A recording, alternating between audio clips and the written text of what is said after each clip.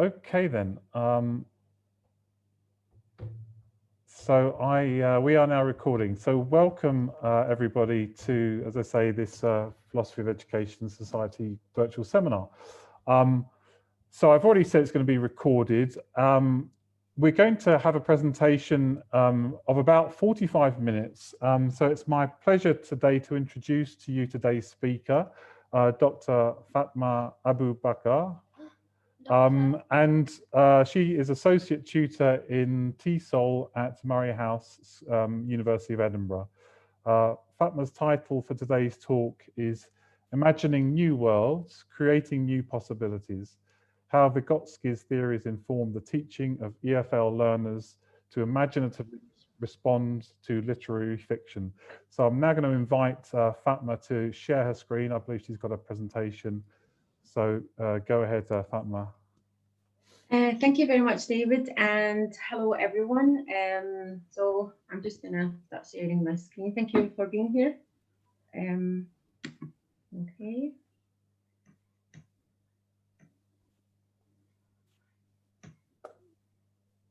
Okay.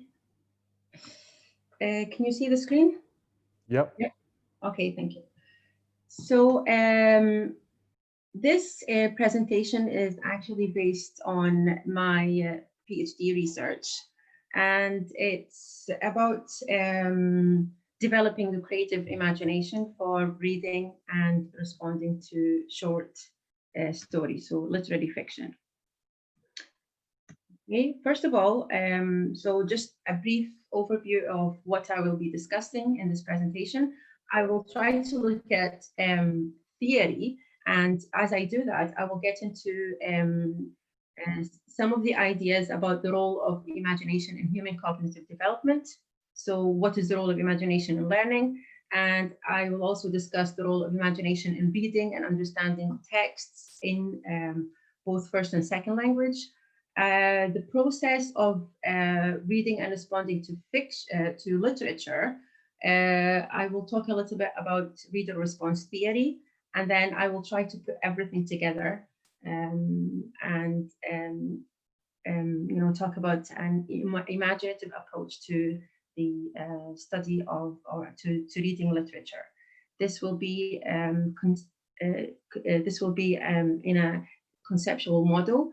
Then I will try to move from theory to practice by discussing how this model and the faculties of this model could be used inside the classroom. So I will talk a little bit about the implementation of the model by talking about text selection and task selection and grading and sequencing. So it's how to design a program of learning that makes use of this conceptual model.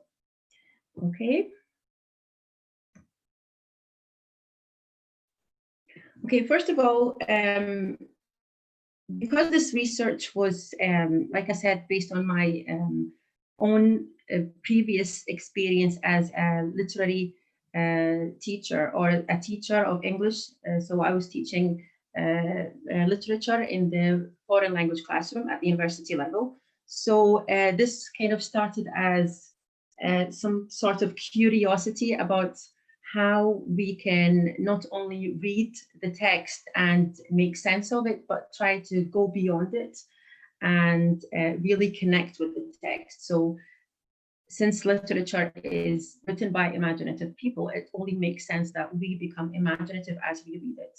So my questions or my curiosity was about how this imagination could be developed and stimulated in the classroom, in the foreign language classroom, to help readers respond to short stories. So in order for me to do this, I need to be able to ask questions like, what is actually the imagination? Is it just some sort of, just thinking outside the box? Does it have to do with fantasy? So what exactly is the conceptualization of the imagination? And what is the role that this imagination has in our learning? In order for me to be able to come up with a reading program that would help learners use the creative or the imagination, then I would have to determine the features that make this possible. So if we're able to develop the creative imagination, how would a program of learning look like? What are the features in order for us to achieve this goal? Okay, so I want to take you, I kind of want to start from the beginning, okay? The imagination based on Vygotsky's ideas started off as, or was actually seen, or the first sight of imagination was seen in childhood play. So kids around the age of 2, or especially before, from 2 to 5, they start to play using, for example, things like dramatic play. So start to pretend, just like when we see a kid with, for example, a stick, and pretending that it's, I don't know, a car, or you might see kids playing with stones, pretending they're something. So this is kind of what the first imagination, or this is how the imagination started. Okay, so actually, Vygotsky's ideas about the imagination were that kids use their realities. They try to imitate and reproduce what they see in real life. However, when it comes to children at that age, they are not actually aware of their potential. So they're not aware of what they're doing. So at that point, the imagination is actually unconscious.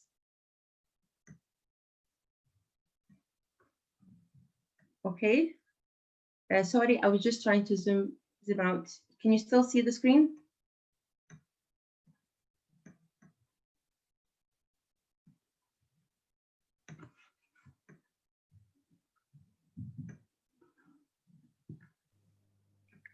Okay, so around the age of 5, this is actually when reasoning starts to begin. So this is when when a child starts to think about the reality, they start to think about what they do and how they do it.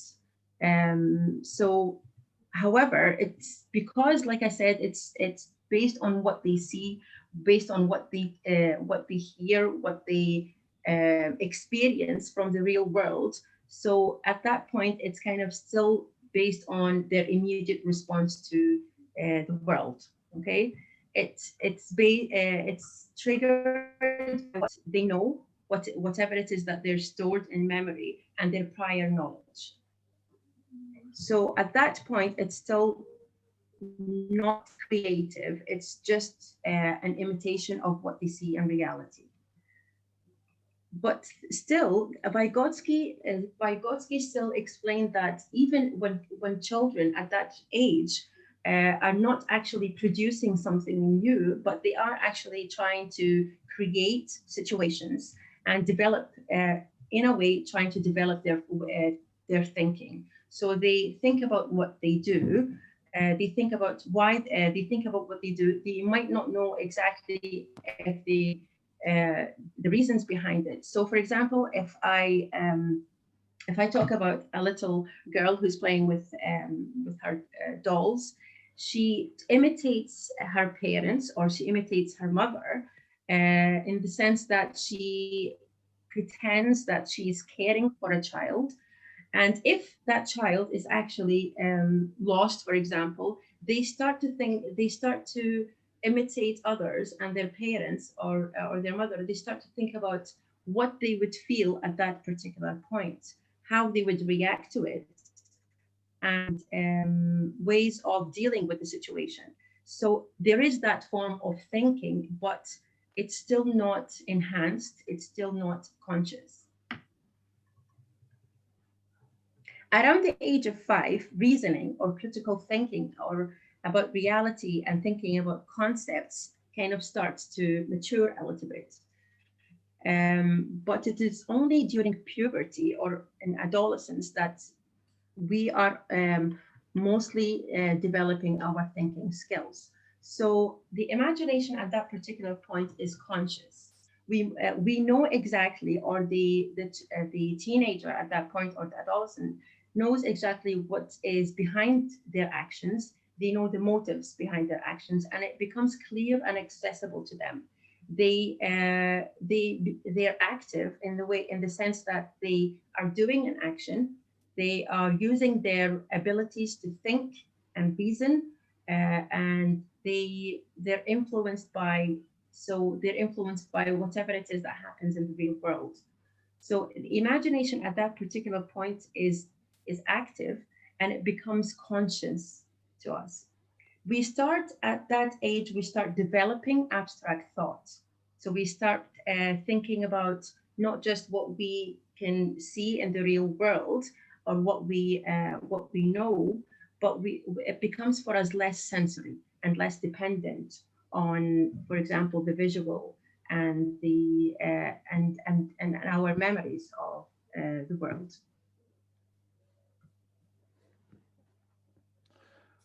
I don't know if the slides are meant to be moving, Fatma, but we're still on imagination in childhood on this end. I don't know if that's what you anticipate. Yeah, I think I lost my screen. I wasn't sure if some glitch was going on. So,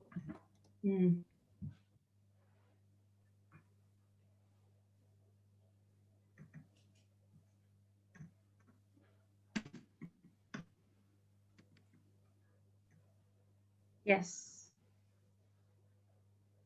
Oops, sorry. Okay. So, like I said, it becomes abstract and their thinking becomes more productive. So, what does that actually mean?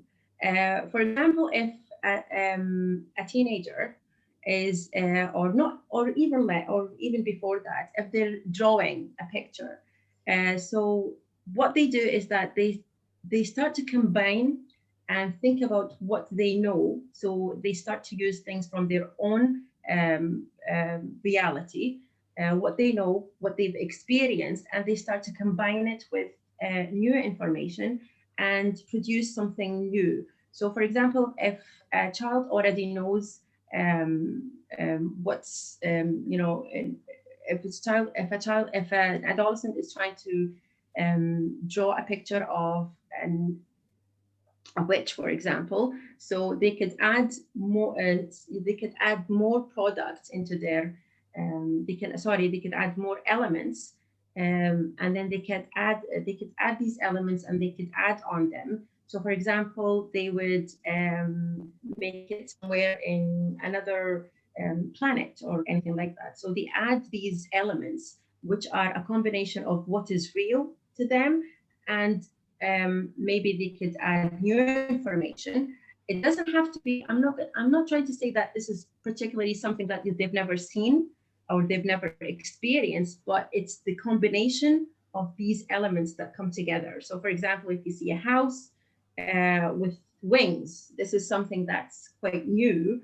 We haven't seen it, but the idea of the wings is from reality, and the idea of the house is from reality, but it's that combination that makes it more productive. So, but what happens at that age is that we start to think, we start to evaluate, we start to think critically about what we do. So, like I said, if somebody is drawing, they might be very conscious about their productions or their creations that sometimes they actually find themselves not practicing that anymore. So if somebody's doing gymnastics, they become very critical and think about how they've done, how they can improve themselves, but then they kind of sometimes just become too critical that they just stop doing it. But what's interesting is not about the activity itself, but it's the way that we start to think and we start to reason that is interesting to Vygotsky's idea of the imagination. And of course, social experience is a way of helping us broaden our thinking. It gives us kind of the stepping stone on which we build, and at the same time, it helps us to kind of make sure that we know what to expect and how we can relate to the world around us.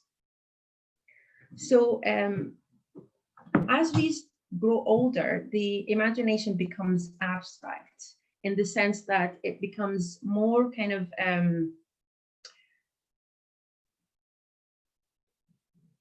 far from reality.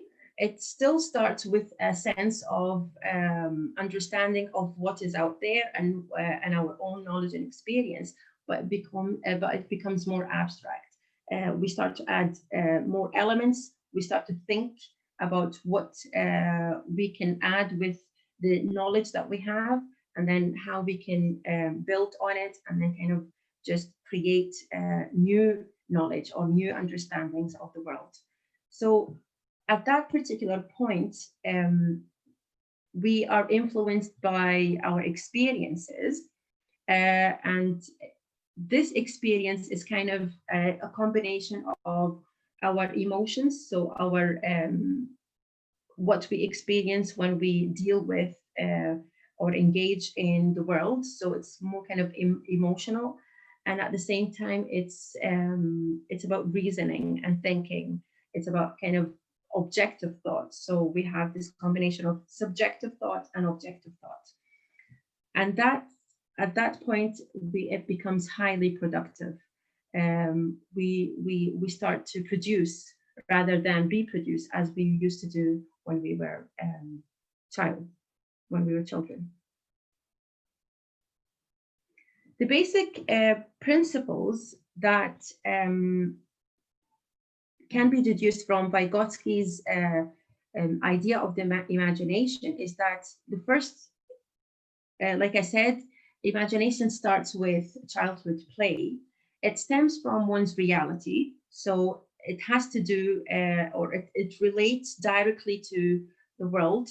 It relates directly to our, or the concrete world. So it relates directly to the stimuli, whether that is visual or any sort of.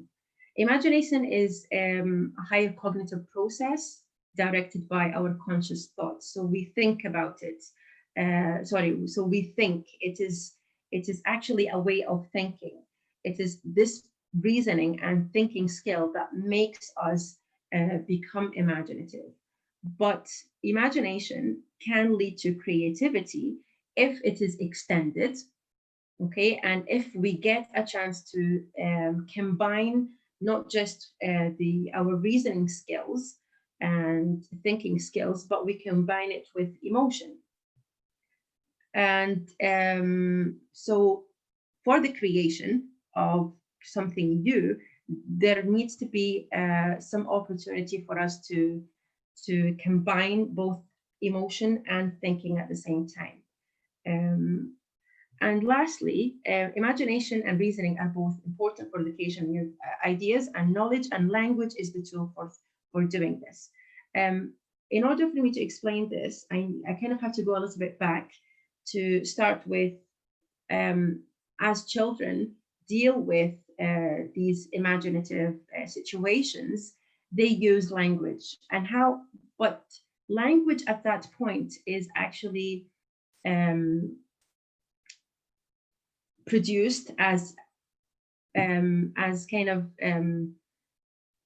verbal speech. So the child, when they're playing at that age, so from the age of 3 to 5, when they're playing with, for example, pretend toys, their pretend play, or what we call dramatic play, at that age, they start to verbalize their thoughts. So, for example, if, like I said, if a girl is pretending that she is a mother and her doll is the daughter, she actually starts to talk to that doll. She starts to verbalize her thinking as, for example, by saying things like, so where have you been? Do you want to eat something? Would you like some tea? So all this is actually language, but at that age, it's verbal, and it represents our thinking processes. But because at that age, we tend to use language to actually deal with, we tend to use language or verbal speech to deal with our thinking processes. But as we get older, when we start to think, so when we start to reason, our language is actually, as Vygotsky explains it, is that it's this verbal speech is replaced by inner speech. So we're still doing, so this language plays the same function here, which is to interpret to reflect our thinking processes. But because we're now older, we use inner speech to deal with that. We think about what we want to do, how we can do it. We think about why we want to do this and reasons, and we make justifications, and we ask questions. We always do this when we're adults, of course. At this age, we do this in our minds. So this is called inner speech. Okay, so language, for the development of the imagination, language is actually a tool. It is a tool that we can use to think and at the same time to kind of reflect our ideas and our thinking processes. So, for example, we can not only think in our minds, but we can also use language in a written form, or even in drama, or in using visuals. Languages, it's kind of a very broad term here, but we can use language in all its forms to also reflect our thinking. For example, like in reflective approaches, where we write down our thoughts and we can learn from them. So this is our way of reflecting on our thinking processes. What Vygotsky, in his theory of the imagination, made the idea of the creative imagination as a process. So he explained that imagination is kind of this cognitive ability. It's a way of thinking that we use in order for us to make use of our knowledge and experience. And then we build on that knowledge and experience to construct. But in order for us to create something new, then two factors are we need. There are two factors that we need for us to do this, which is the emotion or affect and context. Of course, language plays a very important role in both of these two factors. In terms of emotion, we use language to reflect our emotions. We use language to interact with others, and therefore share experiences and share our emotions. And at the same time, and we only do this when we are placed in our context. So the historical and cultural, so our histories or our cultural surroundings play a very important role in this creative process.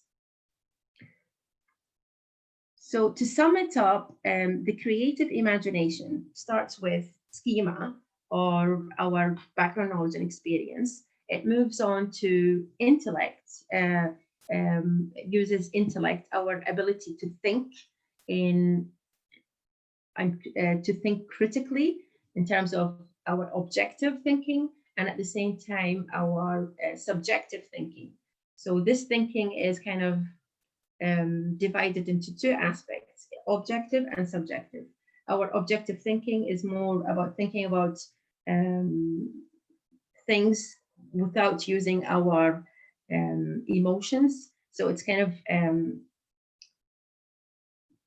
kind of leaves behind this kind of emotional aspect. And then we have emotional affect, which, for example, like I said earlier, which we experience when we deal with the world around us.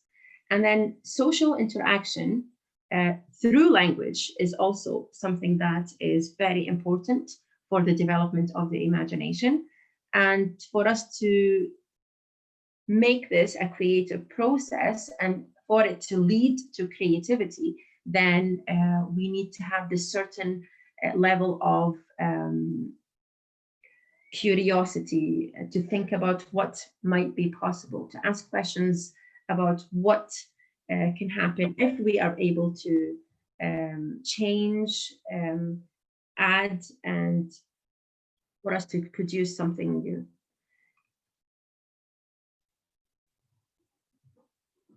Okay, so like I said, the creative imagination can be developed for meaning making, and if these elements are present: background knowledge and experience, new information on which we can build, intellect, which is critical thinking, and emotion, our personal experiences, engagement, and social interaction. And of course, language is the tool for us to interact and interact with the world around us, and extending. And what's important, or what can lead to creativity, is that these two aspects are present, or these three aspects are present: intellectual thinking, emotional thinking, within our social contexts. And that can lead to the creation of new ideas, new meanings.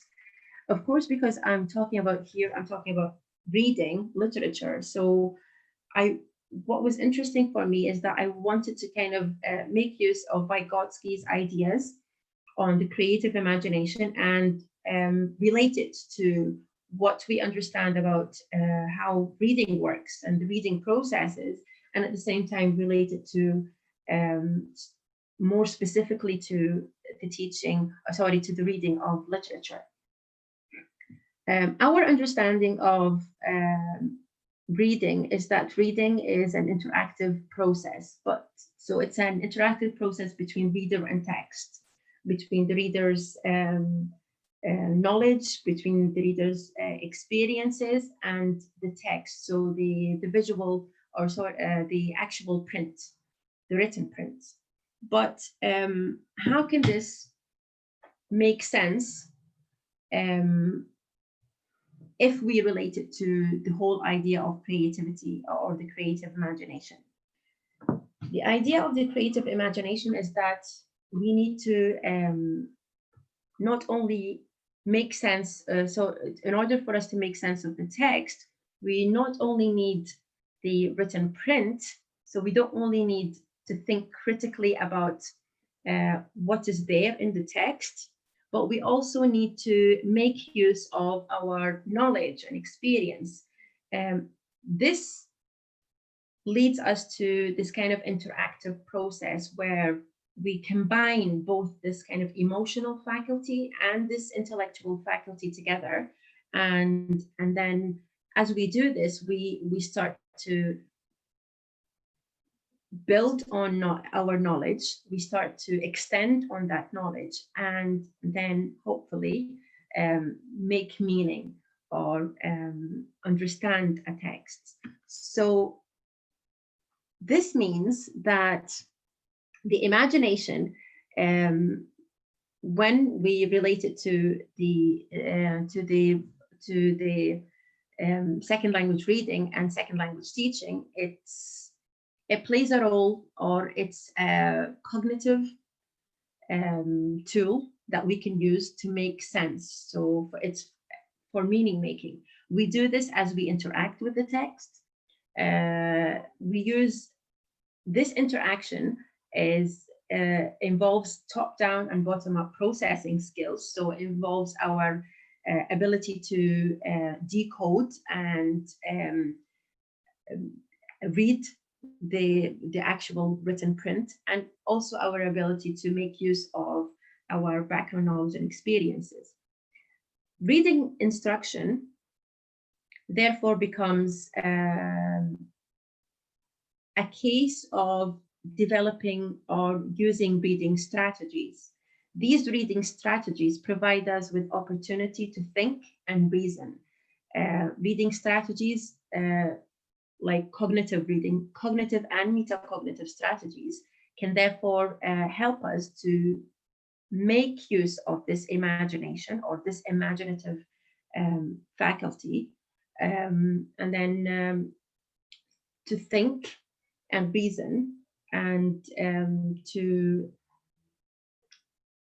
not just to think about how to make sense of the text, but to think about our own thinking as we process the text. So activities and tasks play a very important role. They provide us with opportunities to activate our background knowledge and experiences or our schemas. Through texts, we can engage in, through tasks and activities, we can engage in the text. So it kind of breaks it down for us, instead of just having to deal with the whole text in one go. We can break it down into many tasks, and therefore, as we do this, engage in meaning making. Strategy instruction, based on our ideas of developing this kind of intellectual and emotional faculty, can therefore become a very important strategy. As we do this, we need to think also about the content and our abilities to, the content in terms of the language that we used, and our abilities to decode that written print. So to make use of the text itself.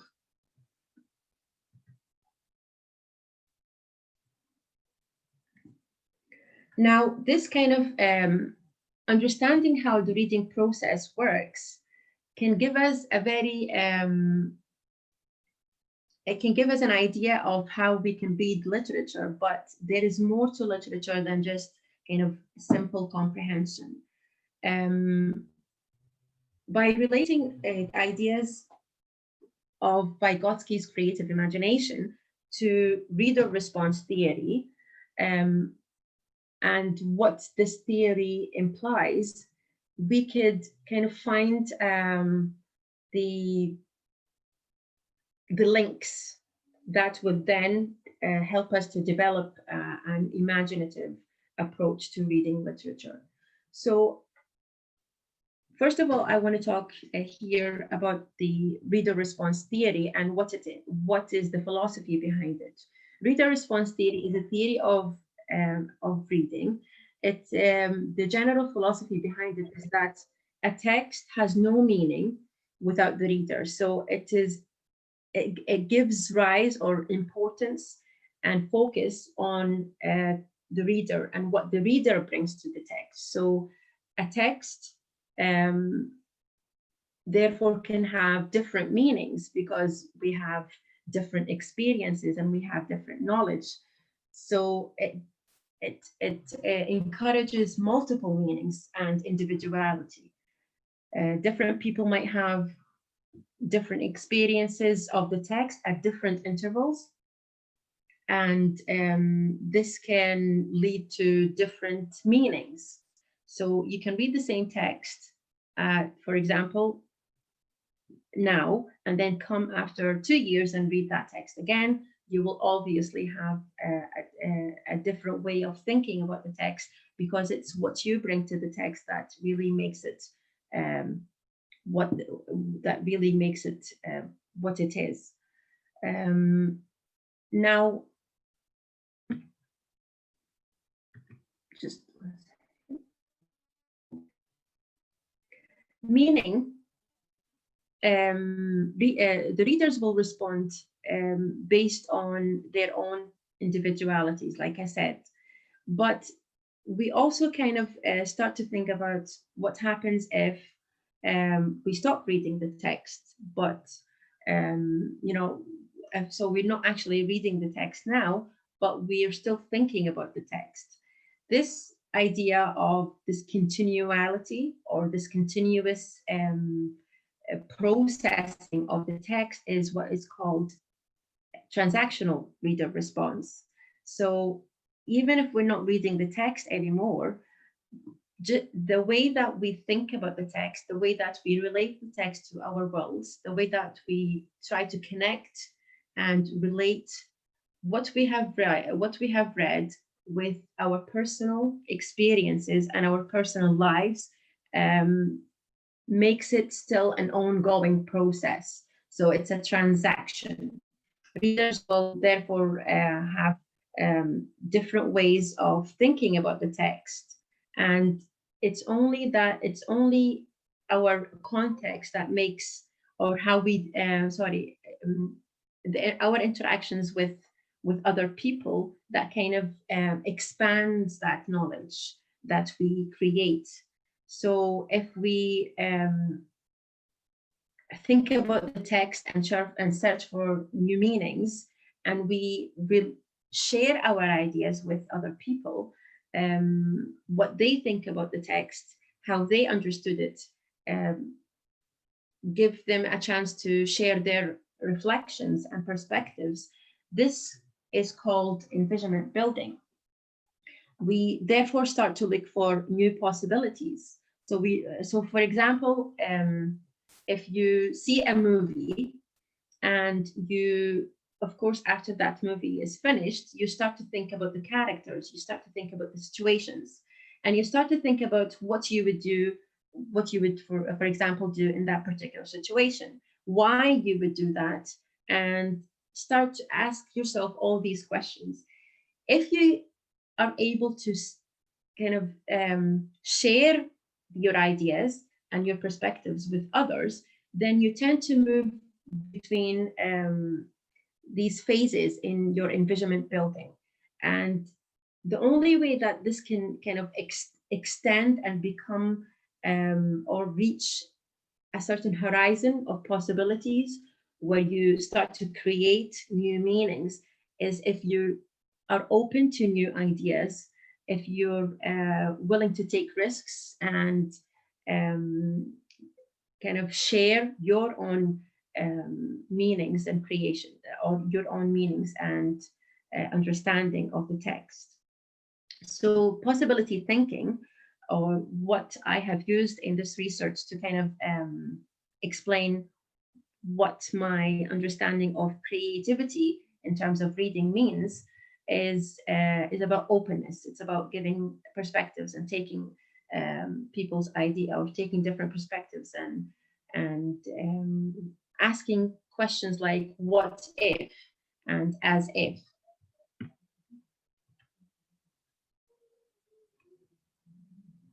So how can I relate this to what I've said earlier about the imagination having these two different ways of thinking, this kind of subjective thinking and objective thinking? What we understand from earlier is that in order for the imagination to extend and to develop, we need to be able to think and reason. This thinking and reasoning, when it comes to reading literature, can be interpreted in a different way. So what does that mean? For example, in terms of intellectual reasoning, a literary text also needs some sort of textual analysis. Now, maybe now that we talk about interactive reading and we say that, well, it's what the reader brings to the text that is more important, this might assume or might lead people to think that, well, you don't need textual analysis. You don't need to look at the language and what the language might suggest. You don't need to look at the vocabulary and the choice of words, because all you have to do is just kind of respond in this aesthetic way. But actually, the approach that I'm trying to, or the approach that I'm talking about here, is because it's about developing this kind of imaginative activity, then we need to kind of leave space for this intellectual reasoning. and therefore we need to give some opportunity for analytical thinking or textual analysis, which I've used here. So things like language analysis, intertextuality, how different texts connect to each other, and how we can find commonalities between texts and differences. Also about the rhetorical structure, so the structure of the text and how it is written, the style that the writer uses in his for example, story. So how can we make sense of all these together and use them with our abilities to kind of relate emotionally with the text? We look at things like characters, their actions and their descriptions. So information from the text, the style and the mood of the style of the writing. Different writers have different writing styles. So sometimes their style suggests certain things about what they expect us to think, and therefore how we can make sense of the text in front of us. Also point of view, the point of view that's been taken in that particular text, in that story. We can look at, for example, Little Red Riding Hood from the perspective of Little Red Riding Hood, but at the same time, we can take a different perspective or a different point of view, which might change completely our understanding of the text and of how we kind of make sense of that situation and and our lives in general. So we start to think about how would we feel if we were in the position of the wolf, why the reasons behind his actions and so on. So all this combined with our emotional reasoning, which is, and I use here the word emotional reasoning because I know that maybe a lot of people might think emotion is something that is that does not have to do with thinking. So it's just how we relate with the text in terms of our engagement, whether we like it, whether we don't. Does it make us feel happy or sad?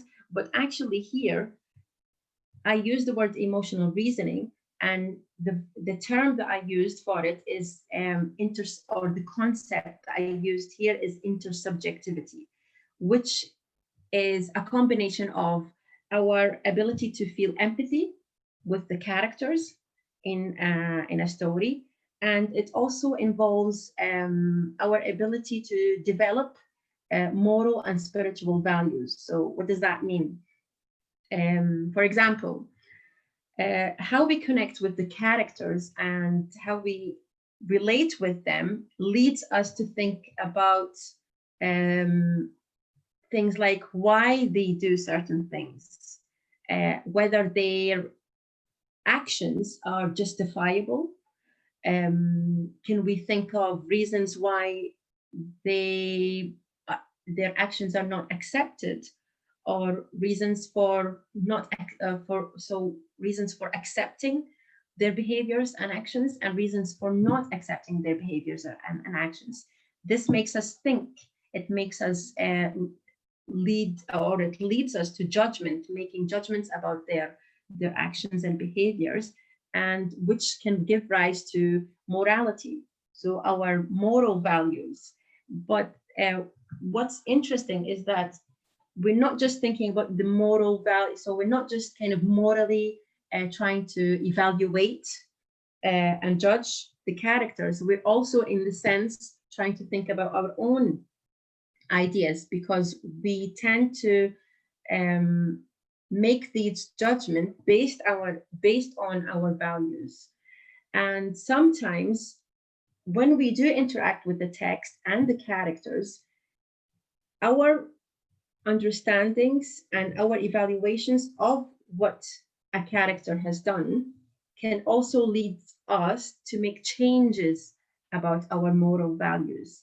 We can change our way of thinking about, for example, love and I don't know, like friendship and these kind of things. So we start to think and kind of go back and forth and adjust our understanding of the text to our own understanding of our own lives. This kind of questioning and judging, this ability to evaluate and compare, connect and synthesize and evaluate is what gives rise to possibility thinking, and therefore leads us to make sense of not just the text, but our own lives. So what does all of this mean for me as an educator, as an educator, sorry, and as a teacher of literature in the foreign language classroom? This leads me to an imaginative approach. So how I structured this, if you look at the first one, so on the right-hand side, this is the conceptual model. So this is kind of the synthesis of all those ideas from Vygotsky and reading, or the reading process, and the idea of possibility thinking and reader response. Is that, first of all, we have schema. We have the interactive reading process, which is a combination of top-down, bottom-up processing skills. And then here, the imagination and its role in learning, which is to make meaning using two different faculties, which is a combination of intellect and emotion. I've used the word here, analytical thinking, to explain my understanding of intellect here in terms of literary reading, which is the analytical skills, the textual analysis. And then intersubjectivity, which I've explained, which is about empathy and moral and spiritual values. These two, analytical thinking and intersubjectivity, they work simultaneously. It is very hard to kind of determine when we are moving from analytical thinking and kind of moving towards intersubjectivity, because they work together. Through our support, so through ZPD, or the zone of proximal development, and the help of others through interaction and, of course, discussion and collaboration, then the imagination is heightened and it reaches that kind of horizon of possibilities where we create new meanings with all these faculties working together at hand. But I must explain that I know that I've structured this in this way, but this is not a linear process. It's not static. All these faculties work together actually in that process. So a reader, when a reader responds to literature, all these come together. We're not sure which one comes first. We can start, yes, with schema, but when we do want to teach, then we need to understand that all these faculties work together and are present, but we have to decide which one to kind of to focus on. So if I wanted to move from theory to practice and I wanted to use this model, then I would have to think about or the questions that I asked myself were, how can I structure a model? How can I structure a reading program that makes use of this?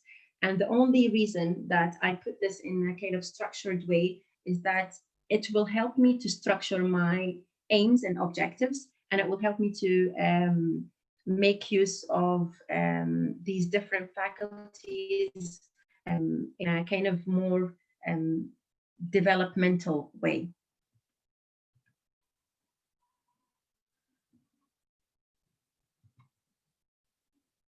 So how can we use this model to move to practice?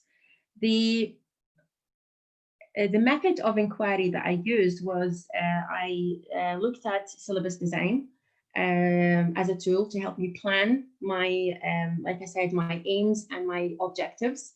So for us, so syllabus design, when we're planning lessons or a syllabus, then we need to think about two things. So the aim is to think about what we are going to include in terms of the texts, and how we're going to make use of this text for us to kind of help readers develop their understandings, which is the methodology behind it. The goal is, of course, interaction and meaning making. It's very important to think about the principles of syllabus design, and to note that in the design of a syllabus, we need to think about two factors kind of shape our thinking and structuring or organization. The first thing, because we're talking about EFL, so the first thing is that we need to know what exactly is our views of learning, so the theory of learning that we are kind of basing it on, and our views of language at the same time. Because here I'm talking about reading, so I've also added in this kind of cone-shaped diagram here, I've also added a theory of reading in a second language. So all these kind of work hand in hand, they work together to determine the content that I will be using, and also the methodology that I will be using. The overall purpose, so therefore it's the development of knowledge about literary elements, and the skills, which are the reading skills. It's very important to be able to use suitable content, and to be able to manage those or structure that content in a way that is that helps learners move. So they move from this kind of concrete, imaginative skill or activity until they reach that kind of more abstraction. So just like human development, if we try to structure our lessons in that way, then we can make it easier for the learner to actually develop their imaginative skills. So the reading program, first of all, the content or the texts. For selecting the text, I looked at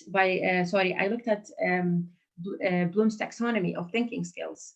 So this kind of makes sense, since Vygotsky's ideas of the imagination were based on his theory of human cognitive development. So this helped me to structure my texts in terms of what my learning outcomes are, what is expected from the students, and therefore able to kind of determine the mini goals, which are what strategies I will be able to use at each stage or at each level. I used 10 texts, so I put 2 texts in every stage. In the first stage, the focus was on comprehension, and then we moved on to application. The third stage was more focused towards analysis or analytical skills. And then the fourth stage was focusing on evaluation. And at the very end, we have creation. So this is just in terms of structuring the text and the learning outcomes, but we still have another goal, which is to sequence these texts. In order for me to be able to grade them and sequence them, I looked at cognitive demands. What do they include, these cognitive demands? They include short story elements, so things like character and characterization, setting, theme, and point of view. All these elements of a short story are very important in terms of determining how to structure my texts and how to move from kind of more simple to more complex, and that move from concrete to more abstract.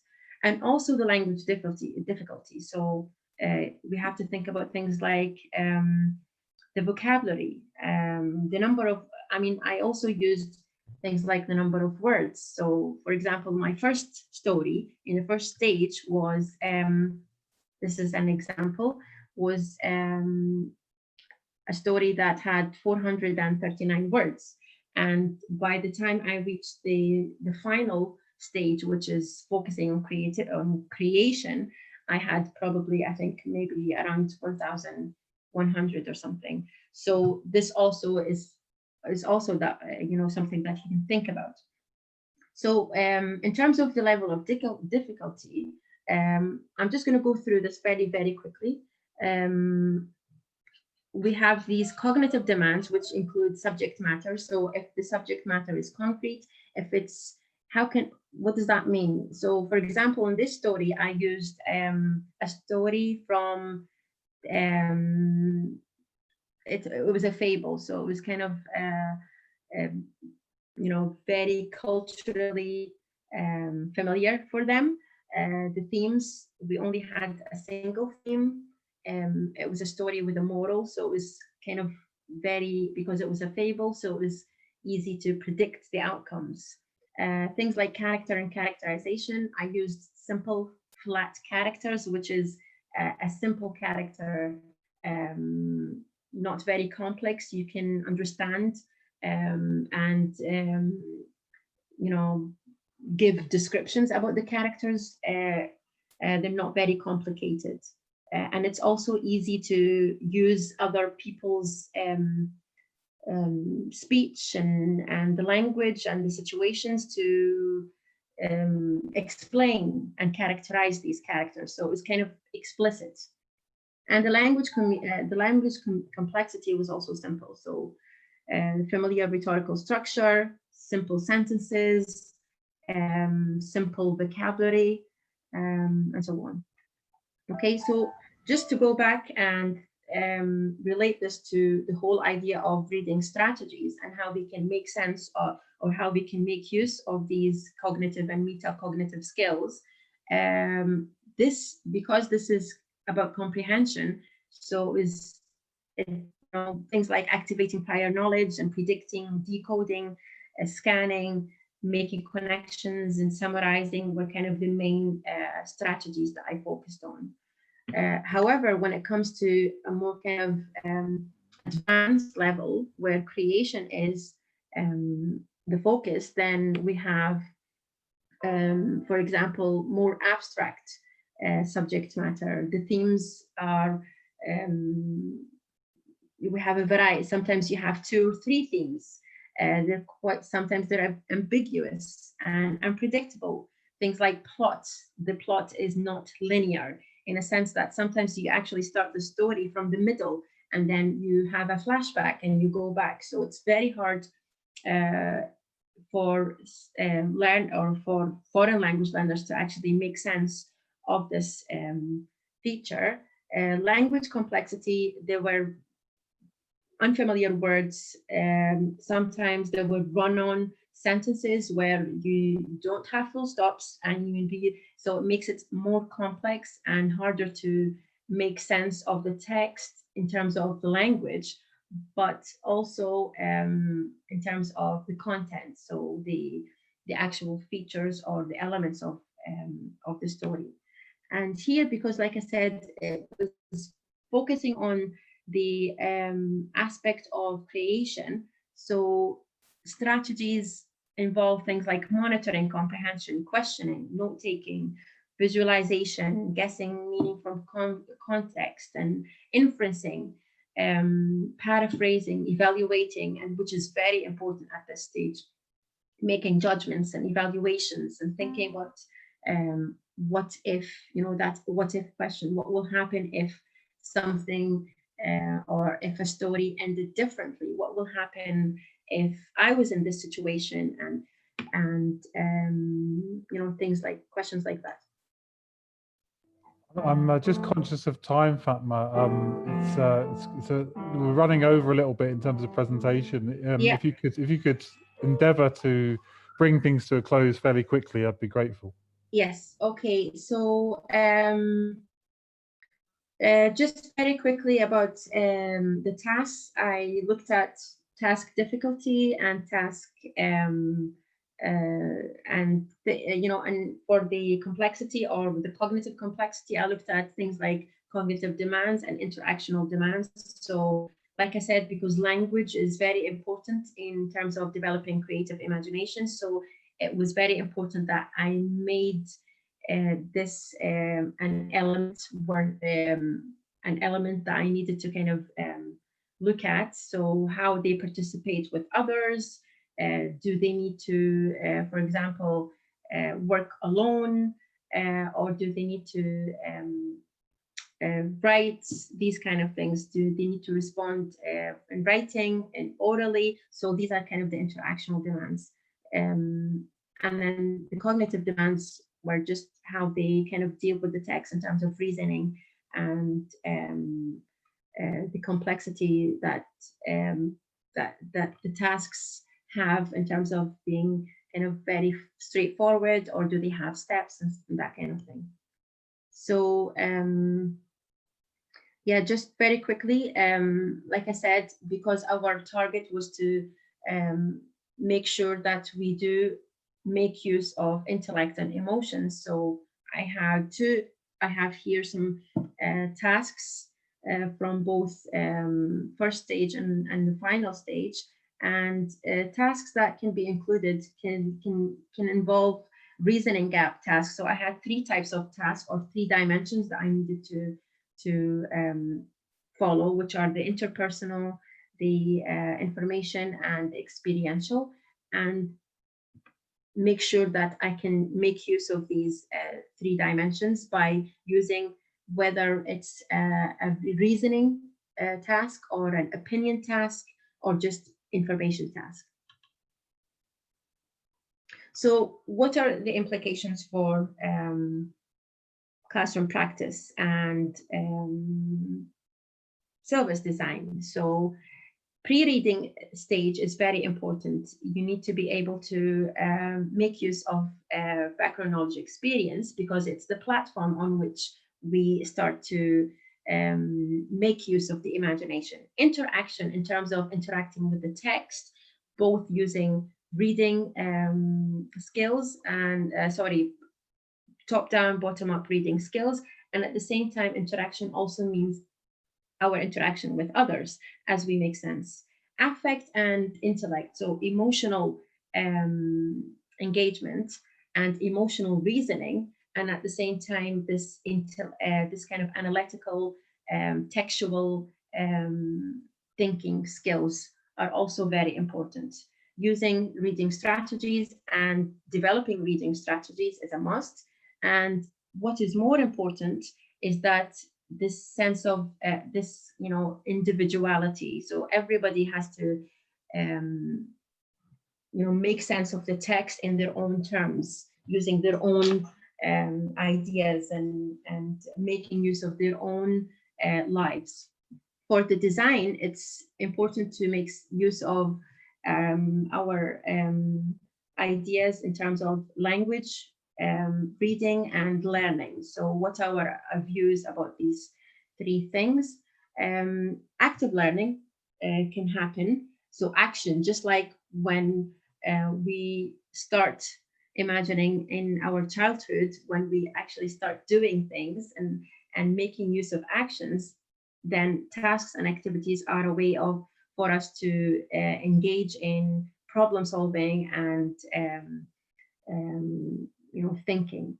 So content and methodology are the kind of the 2 elements that we target when we design a program. And of course, it includes task selection. So what does this all mean? An approach to an imaginative approach to literature. It means that we make meaning using social, analytical, and aesthetic skills. We use knowledge of the world, and we activate that knowledge and build on that knowledge using our imagination. So to kind of further this, then we learn further this to make it more specific to literature, then we need to learn features of narrative structure, elements of short stories, and of course link our schemas with and link our schemas with the text.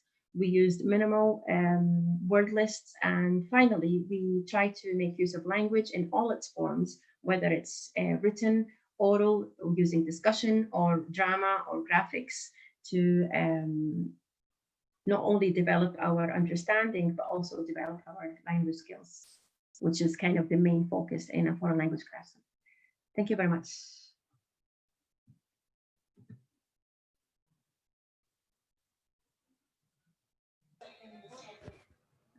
Thank you very much, Fatma. I've got a bit of creativity taking place in the background. My 7-year-old is playing the piano. I'm trying to manage that situation appropriately. So thank you indeed for that. We don't have too long for questions and discussion, but we have some time. So I guess firstly, I would just want to invite anybody who wants to wave or ask a question in the chat or make themselves known in one way or the other. And I can see Nicola has put a question into the chat. I don't know, Nicola, if you want to go ahead and ask it directly. Yeah, I'll do that. That's fine. So the model of the imagination that you chose, Vygotsky's, it's quite psychological, and I think personally it's kind of narrow, but I'm not going to say any more about that. Did you consider any other conceptualizations of the imagination, and why did you choose Vygotsky's in particular? Yeah, actually, John Dewey also had some ideas on the imagination, and he talked a little bit about the imagination in his work or in his theories. But what made it, or what made this meaningful for me, is that in Vygotsky's conceptualization of the imagination, first of all, I think the focus for him was actually on this kind of these reasoning skills. And what was interesting for me is that this, differentiation between intellect and emotion, and the idea of that even when we use emotional faculties, we also, in a sense, are engaged in this thinking. So we think in terms of our emotions. We not only engage, but we also think about how we would feel in a particular situation. So for me, this relating to the idea of reading literary fiction made more sense, because Dewey focused more on the platform. He focused more on the idea of using background knowledge and experience and constructing meaning, while Vygotsky gave more room going beyond that and kind of reaching that, that possibility thinking. So it wasn't for him just about constructing knowledge. It was extending on that knowledge and having that freedom. And I guess because when you talk about short stories, you're talking about human experience. And I guess the only way for me to understand how a story is, or what a story means, is if I not only confine myself to the text, but go and make use of that understanding to make use of my own life in general. So it gave room for openness and just going crazy with ideas and having all these different possibilities and meanings, at least for me. Thank you. Okay, thanks very much for that. Are there further questions or points that people want to raise? While you're thinking of those, I'll keep my eyes out. Yeah, there are indeed other ways of thinking about creation, and I don't know, a more maybe philosophical approach might introduce something like an ontological notion of the new or creation. And I've just been reading a book that discusses Badiou's notion of event and how the event is something that inaugurates the new. And I found that quite fascinating. But anyway, that was just something that grabbed me recently. Oh, there's a question from Di. Di, please. Hi, Fatma. Thank you so much for that. That was really interesting. I just wanted to ask, why do you think Vygotsky was he more interested in language rather than speech? And why do you think that was so? Sorry, that was so? Yeah, so you said that Vygotsky was put more emphasis on language as opposed to speech itself. I know your talk was about text. Why do you think Vygotsky focused on language and not speech? Or have I just picked that up wrong? Well, actually, I mean, when Vygotsky started to explain the concept of imagination, he explained it through his theory of cognitive development. And his explanation of how we develop cognitively as human beings is kind of in relation, it kind of goes hand in hand with our ability or our kind of development in terms of how we develop language and how we pick up language. And so I think his ideas for me, kind of gave this structure, made it more systematic in terms of how we can address our own teaching practice and the approach that we take. So it wasn't like he focused on speech. It was him talking about language and the forms of language that we go through as we develop with age and, you know, in terms of our cognition.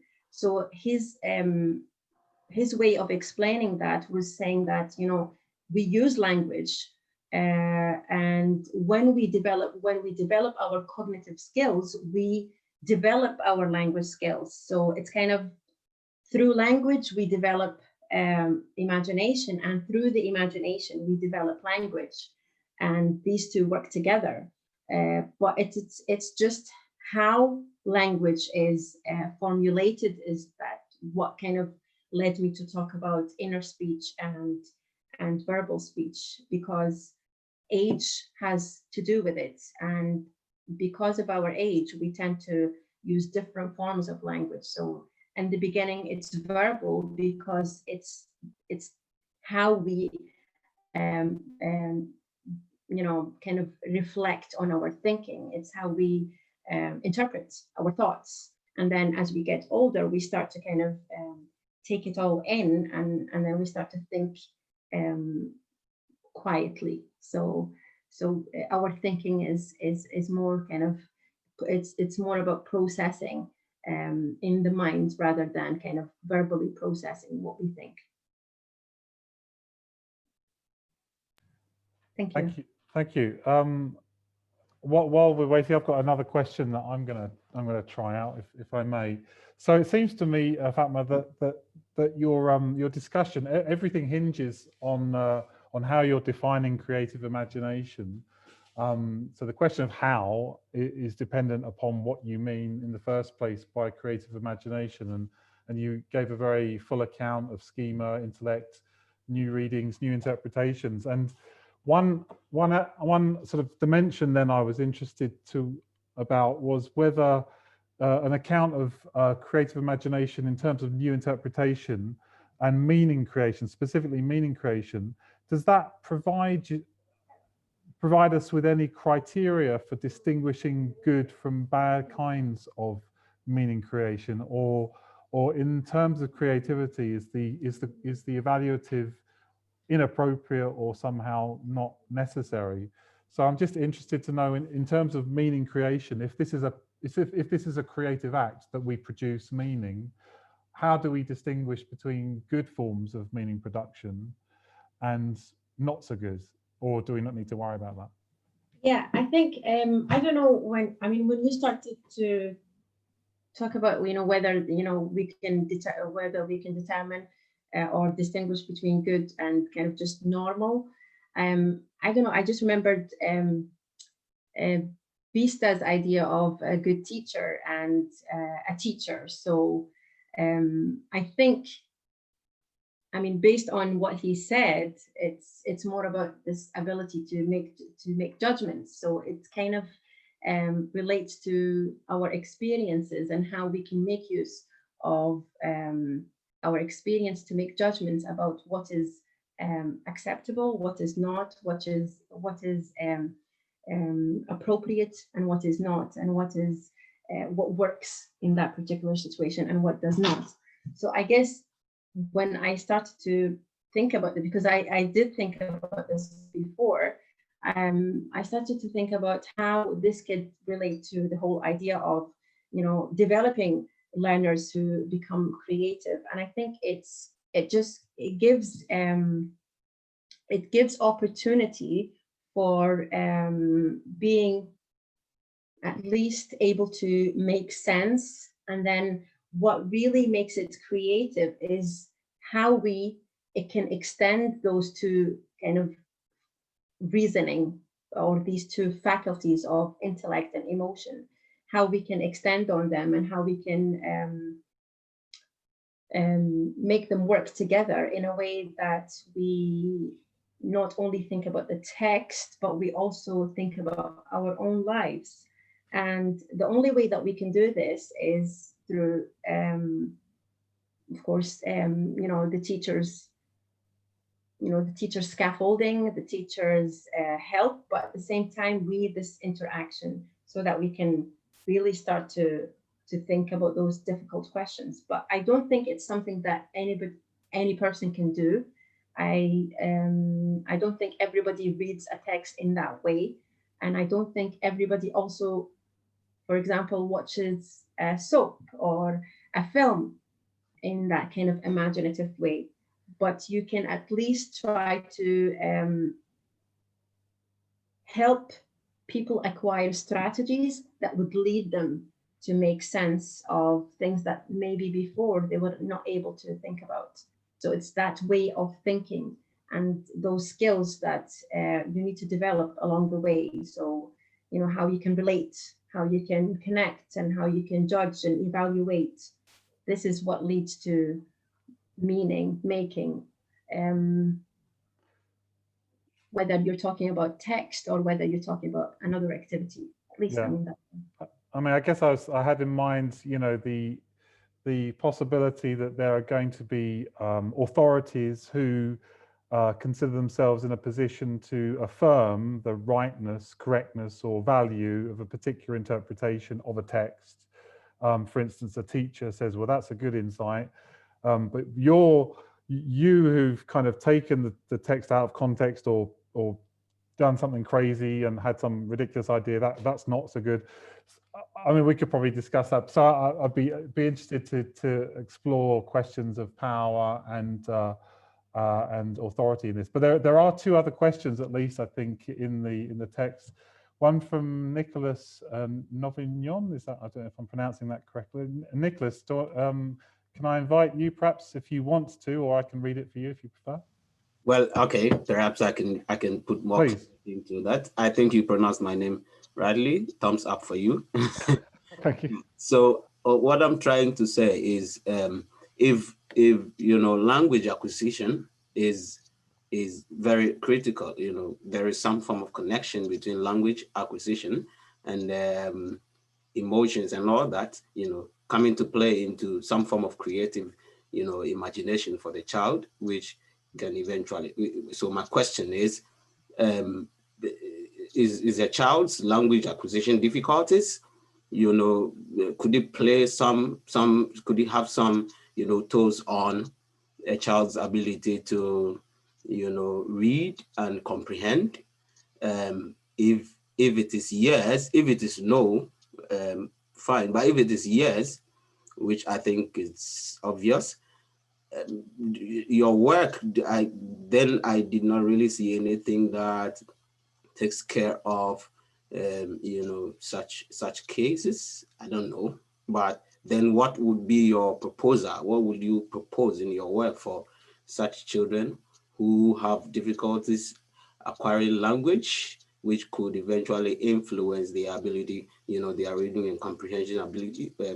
So what could be some proposals you would make? I don't know if I'm clear. Yeah, I think I got what you're heading towards here, and I think it's very interesting to ask this question. I personally would say that I didn't really think more about how children acquire language. What I got from this kind of research is that when children learn language, they learn it through play, but it is not necessarily play that leads to language.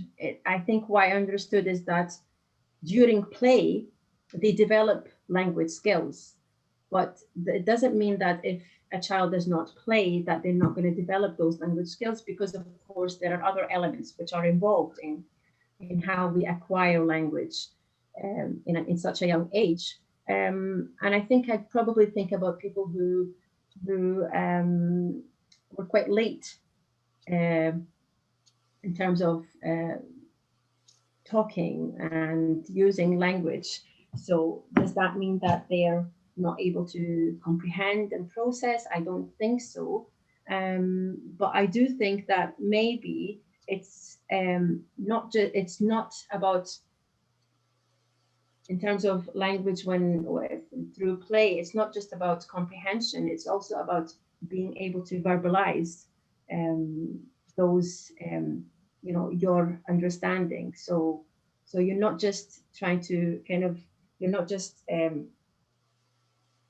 reflecting on what you understood or your processing abilities, but you're also able to verbalize those thoughts loud and clear. So you're able to kind of give them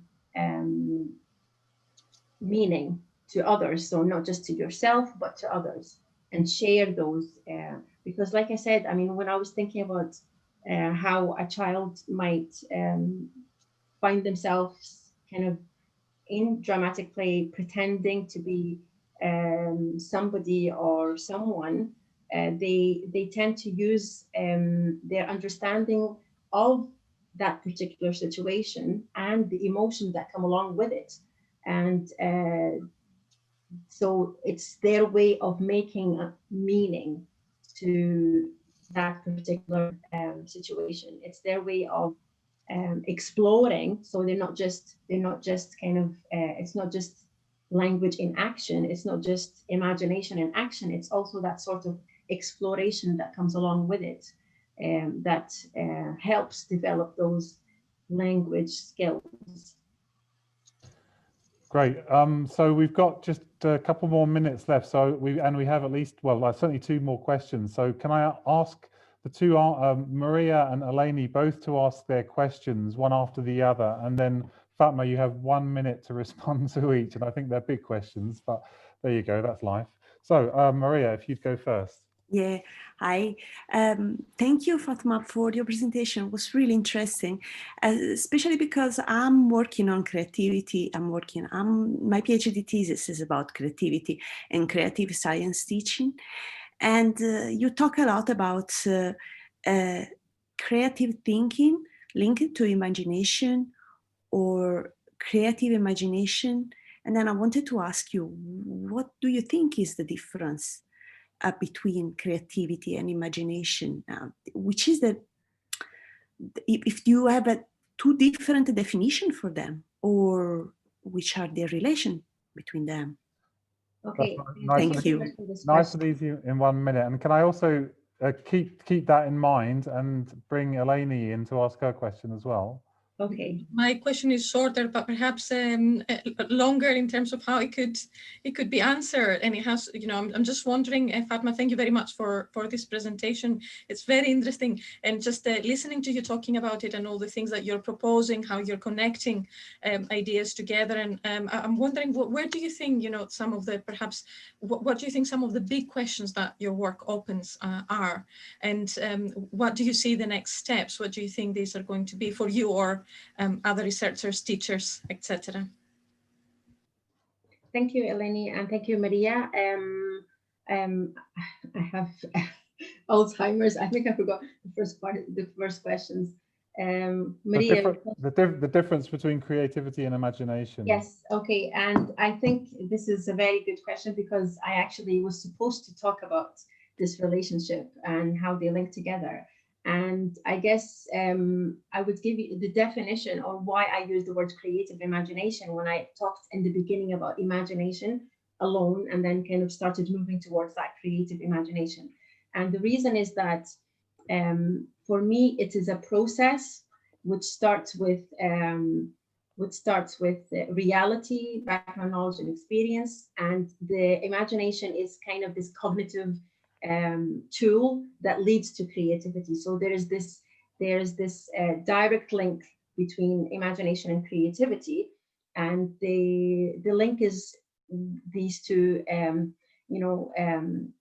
factors, which I said, which are context and affect. These give rise to creativity, or they extend on the imagination. So imagination is kind of what fuels this process. It's the fuel that takes you from your reality and how you respond to reality and how you respond to the world, and the world, it's how you respond to the world around you, and it helps you through thinking and reasoning to move towards creative potential. And Eleni's question, yeah. next steps. Yeah, my next steps. Well, it's funny you should ask this question because I did this research. I finished this research more than 2 years ago, but I think my next step in terms of what I want to do, not what I've done so far, but what I want to do is I would really like to delve deeper into this kind of the psychology behind learning, which is why I've taken this course on the psychology of learning, or educational psychology. And I really want to understand. I think it's because when I was doing this research, I didn't have plenty of time to, focus on the imagination and learning and the psychology behind it and how it leads to creativity.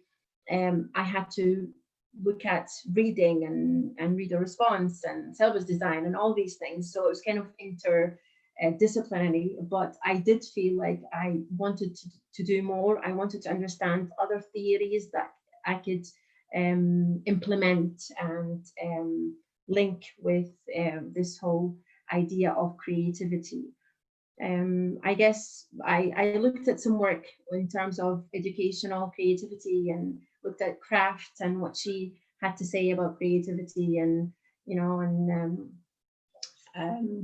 I forgot his name,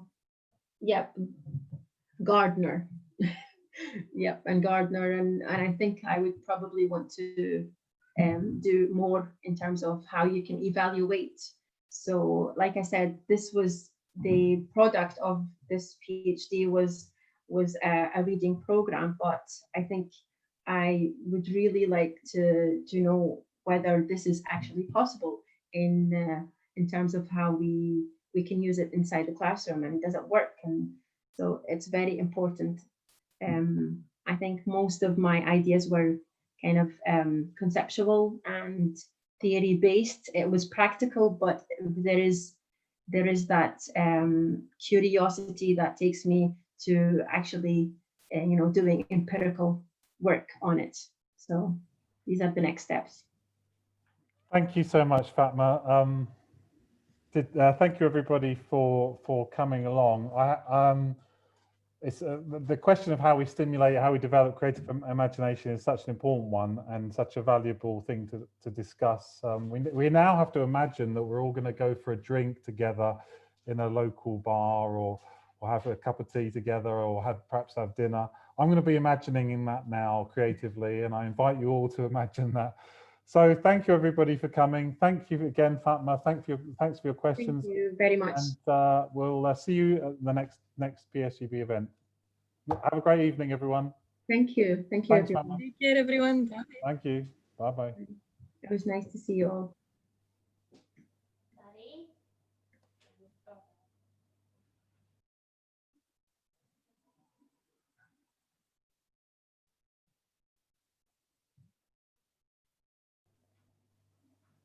Thank you. Thanks again, Fatma. I hope we get a chance to meet in person at some point in the future. Anyway, yeah. Have a great night. All right. Cheers. And you. Bye-bye. Bye.